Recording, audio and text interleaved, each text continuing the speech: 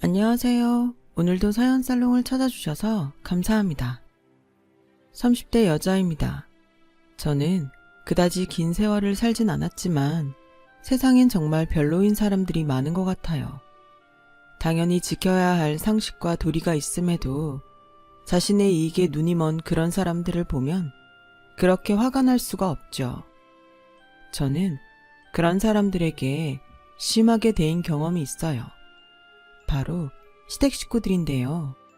피 한 방울 섞이지 않은 시댁 식구들과 뭐 그렇게 잘 지낼 수 있겠냐마는 저의 경우는 하도 어이가 없고 또 시간이 흘러도 그 분노가 가시지 않는 것이 지금도 그때의 그 일들을 떠올리면 꼭 어제 일처럼 화가 치밀곤 해요. 그래도 언젠가는 제 안에 있는 폭풍도 잠잠해지길 바라는 마음이에요. 무엇보다 세월에 단련된 현명한 분들의 조언이 필요하네요. 그래서 이렇게 제 이야기를 써보려 합니다. 저는 평범한 가정에서 나고 자랐어요. 크게 내세울 건 없지만 그렇다고 남들보다 심하게 처지는 부분도 없는 그런 집이었죠.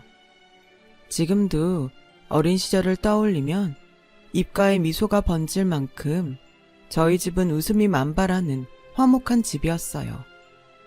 부모님은 두 분 다 가정적인 분이셨고 늘 언제나 서로가 서로를 배려해서 그걸 보고 자란 저는 돈과 상관없이 무척이나 행복하고 안락한 생활을 했던 것 같아요.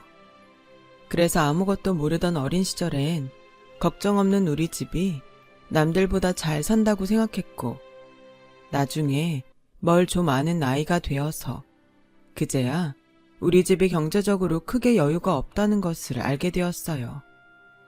그동안 부모님에게 받은 사랑이 충만해서인지 그런 것들이 저에겐 별로 영향을 주지 않더라고요. 그때부터 알았던 것 같아요. 행복은 꼭 돈이 많아야 하는 것이 아니라는 것을요.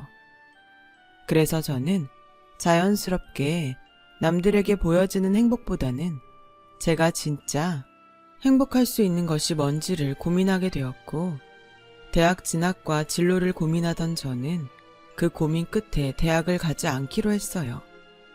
지금도 대학에 가지 않았다고 하면 조금의 이상한 시선을 느끼곤 하는데요.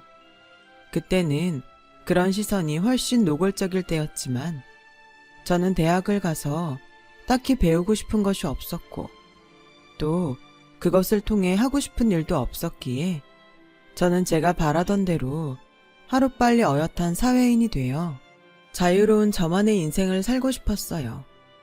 그런데요, 아이러니하게도 주변의 친구들과 어른들은 제가 대학을 안 가는 것을 집에 돈이 없어 못 가는 것으로 생각하고 자기들 멋대로 저를 측은하게 바라보더라고요. 처음엔 뭔가 억울한 기분에 기를 쓰고 아니라고 하기도 했지만 오히려 그게 더 이상한 것 같아서 오해를 하던 착각을 하던 별로 신경 쓰지 않았어요.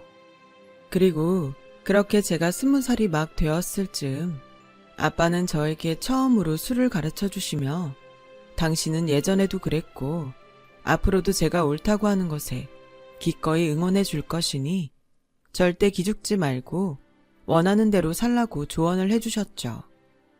그러면서도 이제 막 아가씨가 된 딸이 아주 조금은 걱정이 되셨는지 처음으로 아빠는 이런 말씀도 하셨는데 세월이 지난 지금 아빠의 그 말을 떠올리면 마음 한구석이 너무나도 아픕니다. 미정아, 아빠는 말이야 우리 미정이가 아빠만큼 미정이를 사랑해주고 지지해주는 남자를 만났으면 좋겠어. 에이, 나 이제 막 20살인데 아빠 너무 빠른 거 아니야? 요즘 애들은 다 빠르다고 하던데 뭘. 그리고 이게 얼마나 중요한 얘긴데 아빠는 우리 딸이 결혼하지 않고 평생 아빠랑 살았으면 좋겠지만 또 그러면 안 되는 거야. 그래서 이렇게 미리 당부하는 거고. 네네, 여부가 있겠습니까? 이 녀석 봐라. 아빠는 지금 진지하다고. 자고로 남자는 자기 사람을 챙기고 책임질 수 있어야 해. 어디 성질난다고 욱하고 버럭하는 그런 애들은 절대 가까이 하면 안 된다. 그리고 사람이 한결같아야지. 이렇게 저렇게 자꾸 변하는 사람은 조심해야 해. 알겠지? 알았어.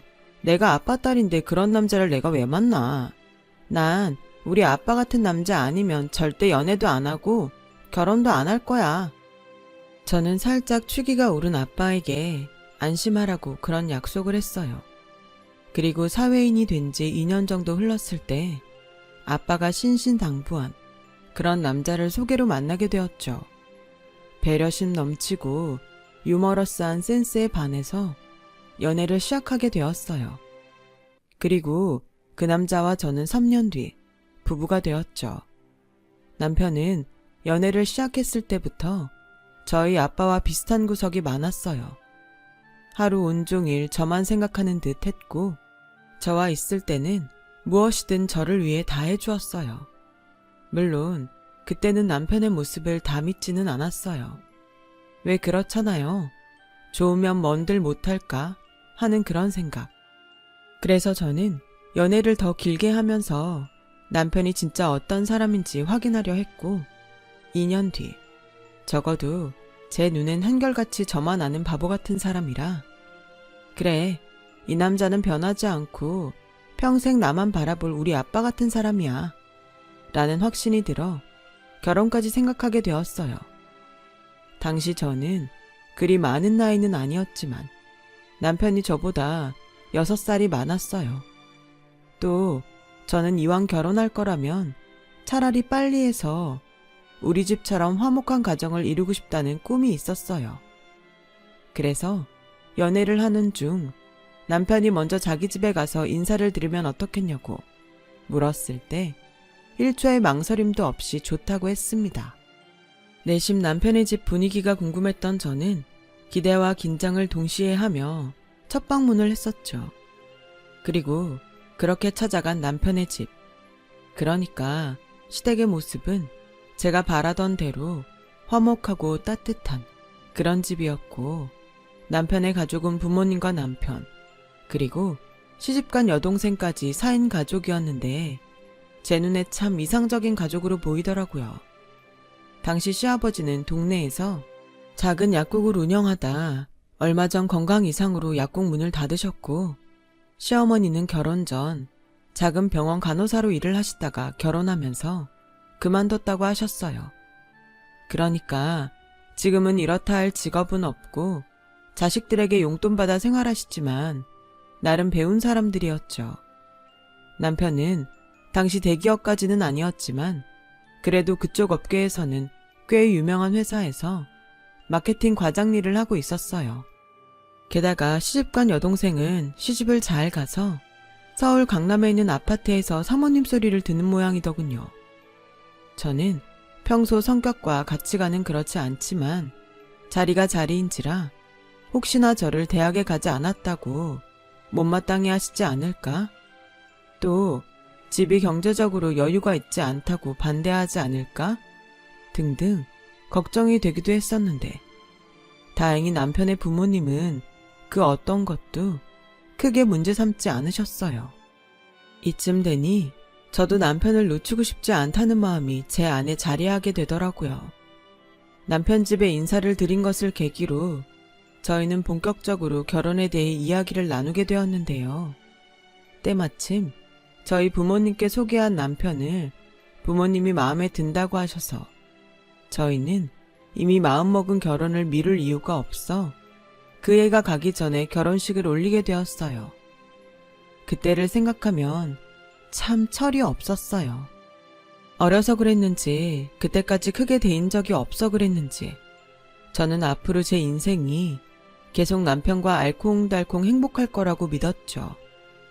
결혼 당시 남편도 벌고 저도 돈을 버니 저희의 신혼은 나름 경제적으로 여유가 있어서 그야말로 행복 그 자체였어요.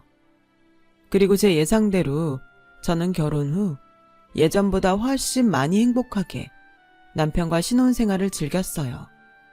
그때가 아마도 제 인생에서 남편과 가장 행복한 시간을 보냈던 때였던 것 같네요. 주말이면 매일 데이트를 했고, 평일에도 이젠 헤어질 걱정이 없으니까 퇴근 후 함께 TV나 영화를 보며 깔깔거리며 맥주캔을 기울이는데, 아, 이게 내가 바라던 결혼이었지 라는 생각이 절로 들었으니까요. 그래서 주변에서는 저에게 남편이 엄청 잘해주나 보네. 얼굴이 아주 활짝 폈네 폈어. 라며 장난치듯 부러워하기도 했으니까요. 저는 그런 말에 괜히 어깨가 으쓱하곤 했었죠. 이렇게 행복하고 남편과 사이가 좋으니 아이도 금방 찾아왔어요. 내심 신혼생활을 더 즐기다 가졌으면 좋았을 텐데 하는 마음도 있었지만 제 임신 사실에 날아갈 듯 좋아하는 남편을 보니 그런 마음이 싹 사라지더라고요. 남편은 원래도 저에게 잘하는 사람이었는데 이제 뱃속에 아이까지 있으니까 완전 팔불출의 애처가가 되어서 저를 꼼짝도 하지 못하게 했어요. 그리고 시댁에서도 집에서 하는 것처럼 똑같이 저를 꼼짝도 못하게 하는데 시댁 식구들 앞이라 그런지 제가 더 민망하더라고요. 자기는 가만히 있어. 그냥 말만 해. 내가 다 할게. 아이고, 아주 머슴이 다 됐네. 그렇게 좋아? 그럼 엄마는 안 좋아? 손주가 생겼는데? 좋아. 근데 네가 이러니까 좋다가도 그 마음이 쏙 들어간다. 네 아버지는 니들 가졌을 때 너처럼 안 했어. 그러니까 너도 좀 작작해. 에이, 나도 좋으니까 그렇지. 오빠, 조심해. 괜히 오빠가 그러면 새언니 엄마한테 구박받는다. 야, 말이 되는 소리를 해. 너는 예지 가졌을 때 매제가 안 그랬어? 시끄러워. 밥이나 먹자. 아, 우리 임산부는 입덧이 심해서 못 먹나? 아니요, 괜찮아요. 뱃속에 애가 순한지 입덧은 아직 없어요. 그래? 걔가 우리 아들 닮았나 보다. 우리 아들도 뱃속에서부터 그렇게 순했는데. 그래, 닮으려면 지 아빠를 닮는 게 낫지. 그때부터 약간 좀 이상하긴 했어요. 그렇지만 제가 그런 것들을 별로 대수롭지 않게 넘겼다는 것이 문제였던 것 같아요. 그 일을 시작으로 조금씩 저의 꿈 같은 행복은 금이 가기 시작했거든요. 전혀 생각하지 못했던 일이 벌어지고 말았어요. 뭐? 유산? 너는 네 몸을 어떻게 관리했길래 애를 흘려? 그게요. 엄마 놀란 거 아는데 이 사람도 지금 많이 힘들어. 그러니까 다음에 해요. 저는 꿈에도 생각지 않았던 유산을 했어요. 병원에서는 제가 스트레스가 심하고 일이 많아 태아에게 영향을 준 것 같다고 유산의 이유를 설명했는데 사실 납득은 잘 되지 않았어요. 하지만 유산의 이유를 알게 된 시부모님은 당장 저에게 회사를 그만두라고 성화를 부리셨죠. 시간이 조금 지나자 남편도 은근 제가 일을 그만뒀으면 좋겠다고 하더라고요. 그러자 남편까지 바라는데 왜 직장을 그만두지 않느냐며 시어머니는 저에게 화를 내셨고 저는 점점 심적으로 힘들었어요. 얘, 뭐 얼마나 대단한 직장이라고 고집을 부리니? 그러게 누가 뱃속에 애를 그렇게 흘리래?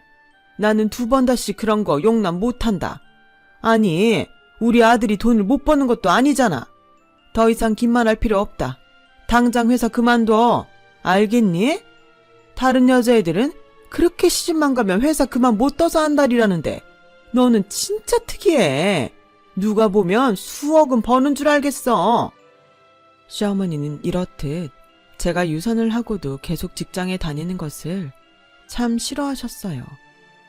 저 역시 유산의 원인이 제가 일을 하는 것이라면 식구들 말대로 제가 회사를 그만둬야 되는 것이 아닐까 고민이 많았는데 주변 선배와 동료들은 그런 고민을 하는 저에게 미정씨, 회사 절대 그만두지 마. 나중에 괜히 남편이랑 시댁 식구들한테 험한 꼴 당할 수 있어. 지금은 아닐 것 같아도 나중에 괜히 돈도 못 벌면서 자기네들 말 안 듣는다고 얼마나 고깝게 구는데. 그래서 나도 다시 회사 다니는 거잖아. 라고 말렸고 저는 이만저만 고민이 아니었죠. 하지만 왜 그때는 내 남편과 우리 시댁은 그럴 사람들이 아니라고 생각했는지 저는 저를 위해 조언을 해주는 회사 선배와 동료들의 말에도 불구하고 사직서를 제출했어요. 무엇보다 다시 아이를 갖는다면 그 아이만큼은 꼭 지키고 싶다는 생각에 저는 제 선택을 믿었어요. 그래서 저는 그 후에 집에서 살림을 하기 시작하게 되었어요. 그동안 맞벌이라 조금 소홀히 했던 살림이었는데 이것도 나름 보람있고 새로운 경험이라 그런지 나쁘지 않더라고요. 하지만 그건 지금 돌이켜보면 가장 멍청한 선택이었어요. 제가 직장을 그만두고 살림을 하기 시작하니 시어머니와 시누이는 걸핏하면 저를 부르거나 저희 집에 무작정 들이닥쳤고 말로는 우리 집 여자끼리 라며 목욕을 가자는 둥, 뭘 만들어 먹자는 둥 하며 교묘하게 제게만 일을 시키더군요. 제가 바보도 아니고 점점 이게 아닌데 싶은 생각이 들었어요. 처음엔 제가 직장도 그만뒀고 이제사 저와 가까이 지내려 그러시나 하는 생각에 기꺼이 장단을 맞춰드렸지만 언젠가부터 밖에서 점심을 먹으면 시어머니와 시누이는 당연히 제가 계산을 하는 걸로 알았어요. 저도 사람이라 슬슬 기분이 나쁘기 시작했죠. 시어머니는 거기서 한술 더 떠서 저에게 일주일에 한두 번은 꼭 홈쇼핑에 나온 물건들을 주문해달라고 전화를 하셨는데요. 그것에 대한 값 역시 한 번을 주시지 않으셨어요. 처음엔 남도 아니고 가족인데 돈 가지고 째째하게 구는 것 같아 말을 하려다가도 참았는데 점점 고마워하기는커녕 뻔뻔하게도 그 태도에 저도 더는 못하겠더라고요. 그래서 혼자 어떻게 하면 자연스럽게 시어머니와 거리를 유지할 수 있을까 고민을 하는데 설상가상으로 회사 일로 바빠진 남편은 그런 고민을 하는 제 팔자가 늘어져 보였는지 예전과 다르게 점점 저를 막대하기 시작했어요. 그리고 그 남편의 마음이 조금씩 변하고 있다는 것을 몰랐던 저는 다음에 돌아오는 연휴에 여느 때처럼 여행을 다녀오자고 말을 했는데 남편의 대답은 저를 황당하게 했어요. 내가 자기처럼 한가한 줄 알아? 요즘 나 바쁘기도 하지만 머릿속에 회사 일로 정신이 하나도 없어. 자기는 맨날 집에서 편하게 있으니까 노는 날이면 나 끌고 나가서 어디 놀러 나가고 싶은 모양인데 밖에서 일하는 나 좀 배려해주라. 응? 아니 나보고 회사 그만두라고 성화 부릴 땐 언제고 인제 와서 그렇게 말해. 내가 뭘. 그리고 그건 당신이 유산하는 바람에 그렇게 된 거잖아. 다른 여자들은 회사 야근하면서도 애만 잘 낳던데 누가 그렇게 애를 유산을 하래. 저는 순식간에 망치로 머리를 한 대 얻어맞은 듯 멍했어요. 결혼하고 달라지는 남편이 많다는 소리를 듣기는 했지만 이게 제 일이 될 거라고는 생각도 못했거든요. 그제사 회사를 그만둔 것을 후회했어요. 자신만만하게 나는 아닐 거라고 장담했던 제 자신이 그렇게 한심하게 느껴질 수가 없었죠. 그래서 그 후로 임신은 다음 문제고 다시 재취업을 해야겠다고 생각했어요. 이대로는 결코 예전처럼 결혼 생활을 할 수 없을 것 같았거든요. 하지만 제 사정이 그러든지 말든지 시어머니는 예전처럼 저를 봉으로 생각하시더군요. 그런 시어머니를 더는 받아줄 수가 없어서 전화는 물론이고 어지간해서는 낮에 집에 있지도 않았는데 몇 번 저희 집에 와서 허탕을 치셨는지 시어머니는 남편이 있는 저녁 시간에 화가 잔뜩 나서 저희 집에 쳐들어오셨어요. 다짜고짜 저에게 삿대질을 하시며 큰 소리를 치시는데 어찌나 어이가 없던지 정말 말이 다 안 나오더라고요. 야, 넌 출가 왜이니? 어딜 그렇게 온종일 싸돌아다녀? 전화도 안 받고? 너, 나 일부러 피하냐? 그럴 리가요. 요즘 계속 집에만 있어서 안 되겠다 싶어서 재취업하려고 바빴어요. 웃기고 있네. 대학도 안 나온 유부녀가 무슨 재취업을 해? 어디 너 같은 고졸을 쓰겠다는 회사가 있을 것 같니? 너도 참 네 주제를 모른다. 어머니, 말씀이 좀 지나치신 것 같은데요. 누가? 내가? 예, 말이 나왔으니 하는 말인데 네가 내세울 게 뭐 하나라도 있니? 애도 간수를 못해서 유산이나 하고 집에서 쉬게 하면 애라도 잘 낳을까 했더니 왜 애는 안 생기는데? 누구 골탕 먹이냐? 어머니, 엄마, 나 피곤해. 왜 화가 나셨는지는 모르겠는데 낮에 해요. 이 사람 낮에 집에 있잖아. 아들, 미안해. 근데 얘가 이 엄마를 우습게 하는 걸 어쩌니? 낮에 내가 찾아올까봐 집에 붙어있지를 않아. 그리고 내 전화는 받지도 않고. 자기 정말이야? 하도 자기가 집에서 노는 사람 취급하길래 재취업하려고 바빴다고 계속 말했잖아. 내가 말할 때 어디 갔다 왔니? 어머, 너는 남편한테 말버릇이 그게 뭐야? 세상에, 못 배웠어도 그렇지. 어머니, 계속 이런 식으로 저 건드리면 저도 안 참아요. 어머님 아들만 귀한 거 아니에요. 저도 저희 집에선 귀한 딸이라고요. 그래서 그런 귀한 딸 대학도 못 보내줬냐? 제가 안 간 거예요. 아, 그러셔? 꼴에 자존심은 있어서? 아들, 엄마는 다른 뜻은 없었어. 그냥 얘 집에서 심심할까봐 데리고 다니면서 잘 해주려고 했을 뿐이야. 그런데 얘는 이 엄마가 싫은가 보다. 지금도 네 처가 나한테 하는 것 좀 봐라. 나이 어린 제가 이런 표현을 쓰는 것이 맞는 건지 모르겠지만 저는 그때 시어머니가 참 여우 같다고 생각했어요. 당신도 찔렸는지 저한테 계속 돈 쓰게 했다는 말은 결국 남편에게는 하지 않으면서 그렇게 우는 소리를 하는데 제 머릿속엔 늙은 여우라는 네 글자만 생각나더라고요.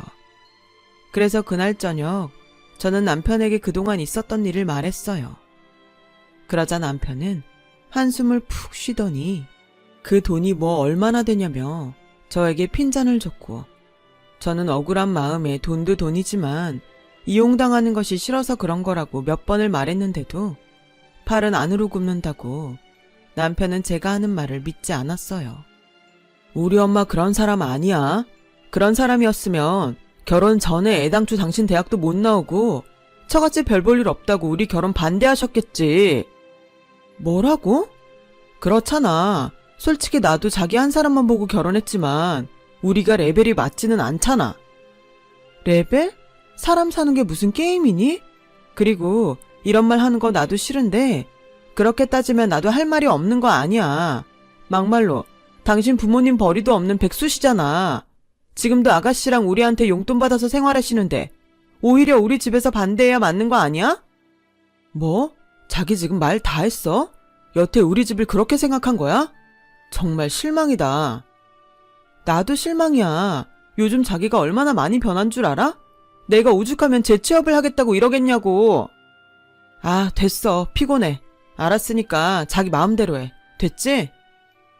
남편은 그렇게 말하고 안방이 아닌 작은 방에 들어가 잠을 잤어요. 그 후 저와 남편은 한동안 각방을 썼는데요. 둘 다 먼저 굽힐 생각이 없다 보니 각방을 쓰는 기간은 점점 늘어가기만 했었죠. 그러다 제가 자격증을 몇 개를 취득하고 재취업에 성공하고 한 달이 되지 않았을 무렵 난데없이 시어머니에게 연락이 오더군요.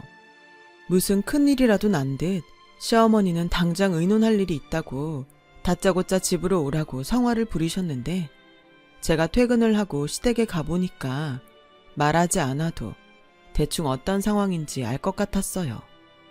제 눈에 시누이의 짐으로 보이는 많은 가방과 3살인 시누이의 딸인 조카가 보였거든요. 딱 봐도 집을 나온 것 같았어요. 그리고 아닌 게 아니라 제 예상은 틀리지 않았어요. 내가 정말 살다 이런 억울함은 처음이야. 지가 돈 좀 있으면 다야? 어떻게 처자식을 내쫓고 이혼을 하재? 엄마, 나 정말 이대로 이혼당하는 거야? 나 어떡해. 나 이제 애랑 어떻게 살아. 그러게 이년아, 착착했어야지. 내가 너 돈 가지고 장난하지 말라고 했지? 주식도 도박이라고 내가 했어, 안 했어? 아, 누가 무식하게 주식을 도박이라고 해. 하도 예지 아빠가 나 백수라고 무시하니까 큰돈 좀 벌어보려고 했지. 이거 사. 네가 무슨 능력으로 큰돈을 벌어. 네가 주식으로 큰돈을 벌면 개나 소나 다 벌겠다. 엄마는 새언니도 있는데 무슨 말을 그렇게 해. 쪽팔린 건 아냐? 으이구. 얘, 싫으나 좋으나 상황은 이렇게 됐고, 얘는 뭐 빈털터리로 몸만 탈랑 쫓겨나서 이번 달부터 네가 좀 우리한테 신경을 좀 써줘야겠다. 무슨 신경을요? 언니, 사태 파악이 안 돼요? 아니면 알면서도 모른 척하는 건가? 너 다시 직장 다니잖아. 원래 주던 돈에 딱 50만 원만 더 줘라. 어머니, 그럼 제가 한 달에 150이나 드리는 건데요. 그럼 어쩌니? 우리 셋 다 돈 나올 구멍이 없는데. 생각해봐라.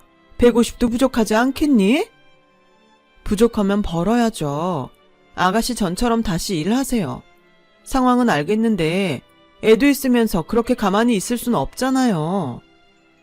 어머, 언니 지금 불난집에 부채질해요? 지금 이혼하게 생긴 저한테 돈을 벌라고요? 미친 거 아냐?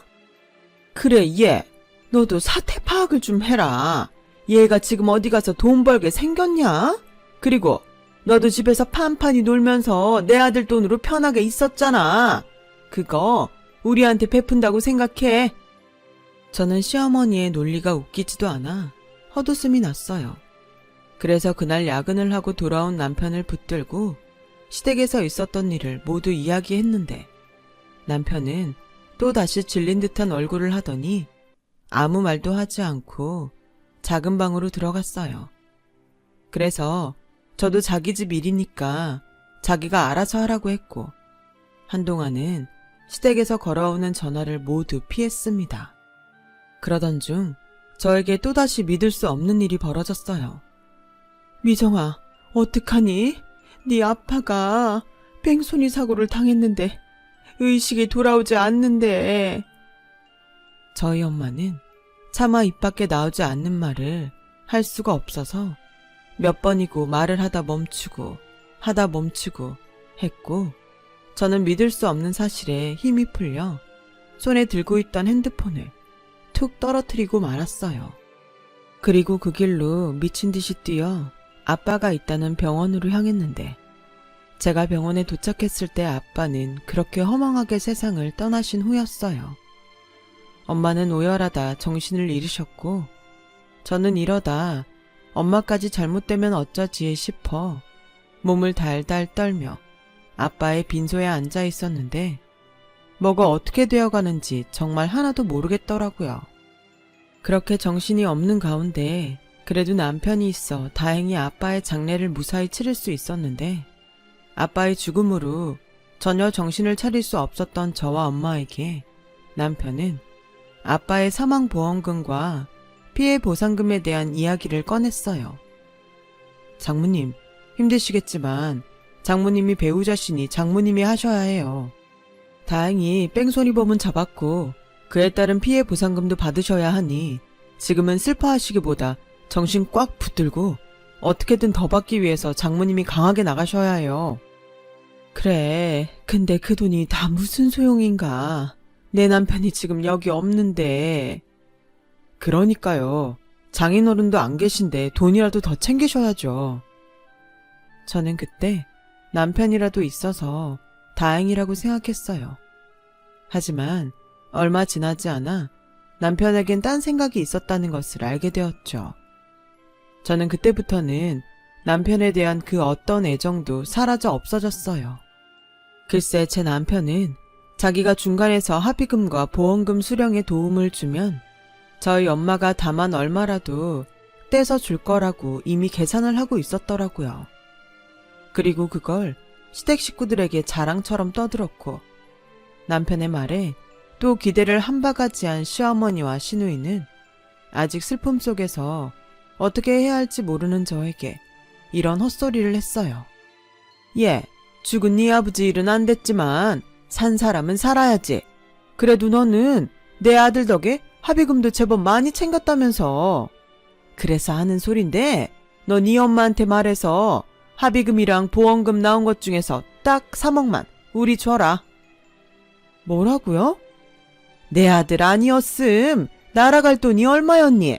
그러니 중간에서 수고한 우리 아들 몫이다 생각하고 3억만 달라고. 언제까지 얘도 이혼당하고 놀고만 있을 수는 없고. 그래도 사모님 소리 듣던 앤데 가게라도 하나 해야 되지 않겠니? 무슨 가게를 하는데 그렇게 큰 돈이 필요해요. 그리고 지금 우리 아빠 목숨값으로 신우이 장사하는데 보태라고요? 장사라니? 언니, 말이 좀 그렇다. 이왕 말 나온 김에 말하자면 내가 카페를 봐둔 게 있어요. 거기 목도 좋고 장사도 엄청 잘 되는데 주인이 이번에 내놓는다고 해서 그거 인수하려고 그래요. 인테리어도 이미 다 되어 있고 문 닫을 것도 없이 바로 이어서 하면 되니까 돈도 바로 벌 수 있고. 그렇다 보니까 돈이 좀 많이 필요하네, 언니. 우리 가족이잖아요. 내가 나중에 돈 많이 벌면 이 은혜 잊지 않을게요. 네? 됐어요. 저희 엄마한테 그 소리 절대 못해요. 뭐? 너는 애가 참 그렇다. 그럼 중간에서 혼자 애쓴 내 아들은 뭐가 되니? 혹시 그 돈 너랑 니네 엄마가 꿀꺽 하려고 그러는 거 아니야? 그만하세요. 저는 지금 부모를 잃었다고요. 정말 너무하세요. 지금 저한테 그런 얘기가 하고 싶으세요? 아무리 돈에 눈이 멀었어도 그렇지. 어쩌면 그러세요? 야, 너 지금 말 다 했어? 우리가 오죽급 하면 이러겠니? 됐다. 너는 말이 안 통하니 내 사부인이랑 직접 말아마. 그러기만 하세요. 저 그랬다가는 절대 안 참아요. 어머님 아들이랑 이혼할 테니까 그렇게 아세요. 네가 그렇게 말하면 내가 겁낼 줄 아니? 어디서 협박이야? 정이야, 가자. 엄마, 나 가게 계약한다고 했어. 한시가 급해.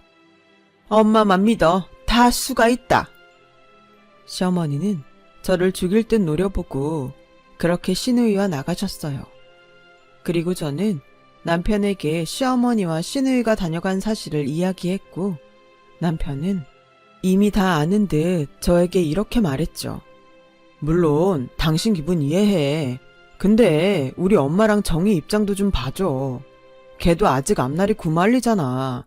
그래도 일할 생각으로 그러는 건데 돈이 없으면 몰라도 도울 수 있으면 돕는 게 맞는 거 아니야? 돈? 돈이 있어? 그 돈이 어떤 돈인데? 전에도 말했지만 자기가 그 돈 욕심내지 않는다고 해서 돌아가신 장인어른이 돌아오시진 않아. 사람이 현명해야지. 아, 그래? 그럼 나중에 나도 당신 죽고 나면 당신은 이미 없으니까 돈이라도 더 많이 챙기자고 생각하면 되는 거야? 산 사람은 그 돈으로 잘 먹고 잘 살아야 하니까 그렇게 생각하면 되는 거라는 거지?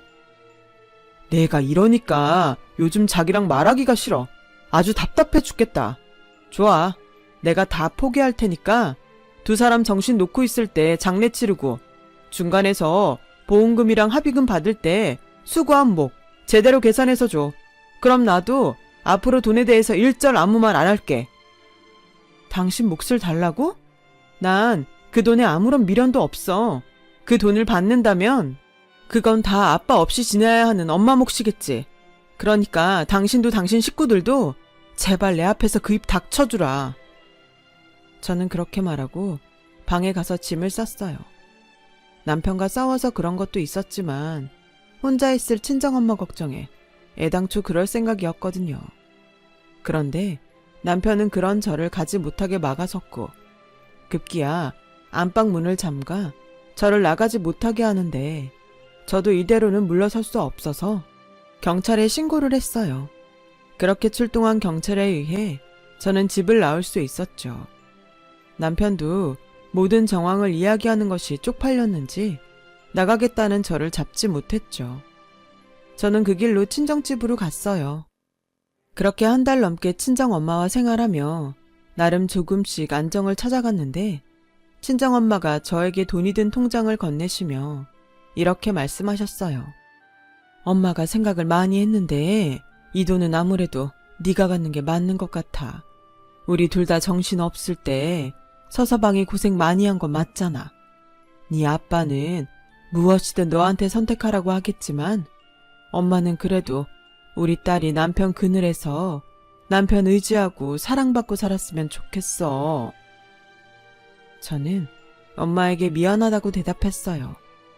이미 금이 갈대로 간 저희 부부가 엄마의 바람대로 살 수는 없었으니까요. 그런데 합의 이혼을 하기 위해 법원에서 만난 남편은 예전의 모습과는 조금 달라져 있었어요.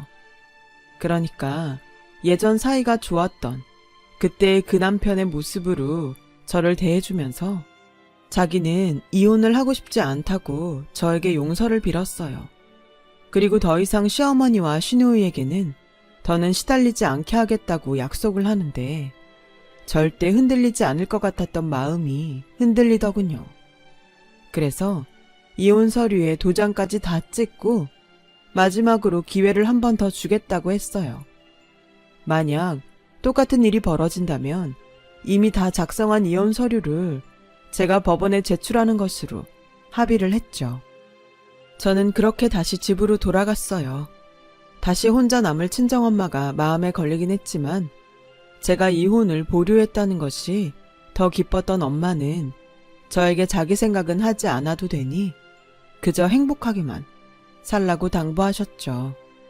그렇게 한 3개월. 저는 다시 예전처럼 남편과 사이좋게 지낼 수 있었어요. 각자 빨리 퇴근하는 날이면 서로를 위해 식사를 준비했고 가끔은 저희 친정에 가서 저희 엄마와 시간을 보내기도 하면서요. 그래서 점차 가지고 있던 이혼 서류에 대해 잊어가고 있을 즈음 결정적인 사건이 일어났습니다. 그 사건으로 저는 아무런 미련 없이 남편과 이혼하게 되었어요. 그날은 토요일이라 모처럼 늦잠을 자고 있었는데요.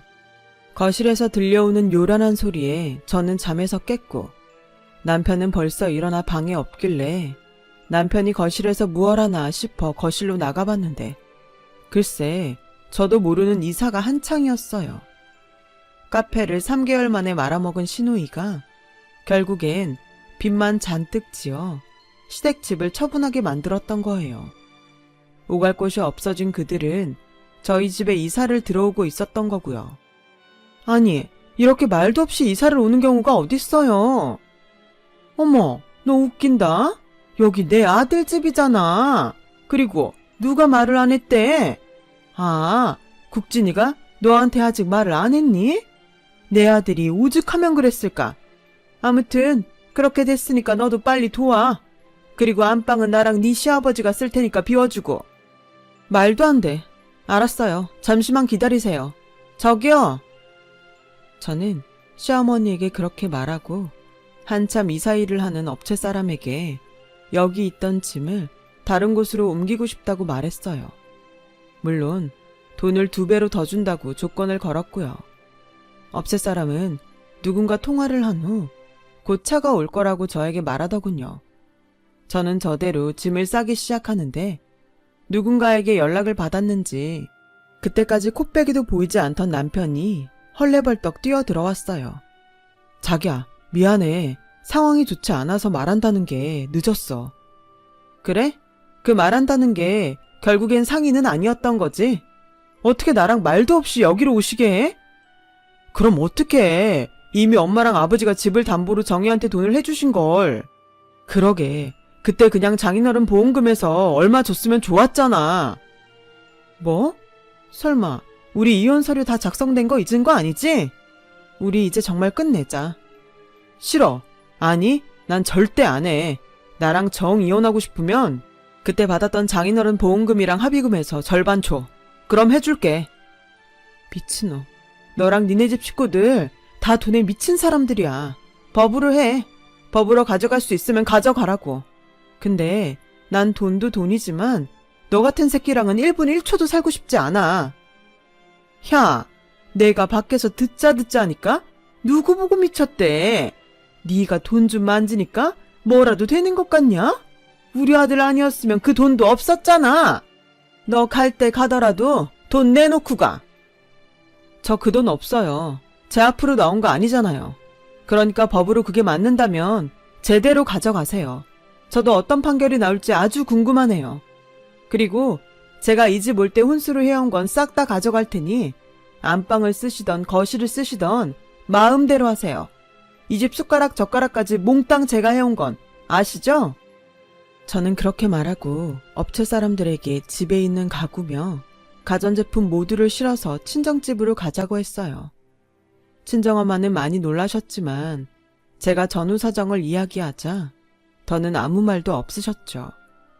졸지에 집에 있던 오래된 것들을 제가 신혼살림으로 장만한 것들로 교체가 되었는데 이상하게 기분이 나쁘지 않았어요. 어쩌면 제 안에 언제고 이런 날이 올 거라고 예상을 했던 것처럼요. 저는 그 후 변호사를 통해 이혼 소송을 진행했어요. 남편과 시댁 식구들은 그놈의 돈 타령을 해댔지만 판사님도 그런 사람들의 손을 들어주시진 않으셨죠. 그래서 덕분에 그리 오랜 시간이 걸리지 않아 깨끗하게 이혼을 할 수 있었어요. 그러자 남편과 시어머니 그리고 시누이까지 저에게 잘못했다고 용서를 해달라는 헛소리를 몇 번 했지만 가차없이 그들에게 외면했죠. 그리고 저에게 처음 남편을 소개해준 지인은 이렇게 될 줄 몰랐다며 미안해하며 최근에 남편의 근황을 알려줬는데 남편은 이혼 후 둘째의 가장이 되어 시댁 식구들을 먹여 살리느라 피골이 상접하다는 말을 들었어요. 어찌나 고소하던지 나중엔 돌아가신 아빠가 저를 도와주신 게 아닐까 하는 생각도 들더라고요. 저희 아빠는 언제나 제가 행복하길 바라시는 분이셨으니까요. 그래서 저는 아빠의 바람대로 무조건 행복하기 위해 노력하며 살고 있어요.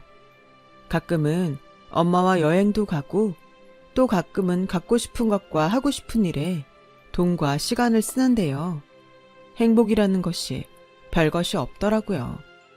욕심내지 않고 주어진 것에 만족하며 그때그때 제가 원하는 것을 하면 그것이 행복이니까요. 인정하기 싫지만 행복은 어쩌면 불행했던 사람들이 더 잘 느낄 수 있는 것 같아요. 그러니 행복은 상대적일 수밖에 없는 것이죠. 그래서 저는 이 행복한 시간들을 절대로 놓치고 싶지 않아요. 누군가 그러더라고요. 행복은 질도 중요하지만 빈도가 더 중요하다고. 그래서 저는 작든 크든 매일 행복하려 합니다. 하늘에 있는 아빠가 기뻐하실 수 있도록 최대한 오래오래 저희 엄마와 함께요. 지금까지 제 이야기 들어주셔서 너무 감사합니다. 언제나 건강하시고 소중한 사람들과 행복한 시간을 보내시길 진심으로 바랄게요. 여러분, 사연 댓글에 응원과 현명한 조언 부탁드려요. 좋아요와 구독은 저에게 큰 힘이 됩니다. 오늘도 좋은 일 가득하세요.